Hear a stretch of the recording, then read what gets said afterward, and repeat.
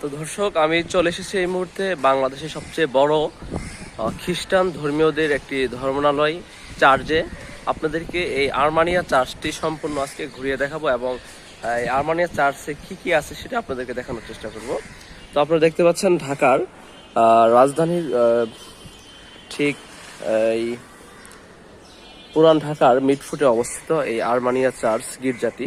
এখানে অসংখ্য খ্রিস্টান ধর্মাবলম্বীদের কবর দেখতে পাচ্ছেন এবং তাদের যে গির্জার মূল ফটকের সামনে এখন আমি আছি এবং এই গির্জাটি আপনাদেরকে সম্পূর্ণ ঘুরিয়ে দেখানোর চেষ্টা করব। 1019 তৈরি হয়েছে এই গির্জাটির এবং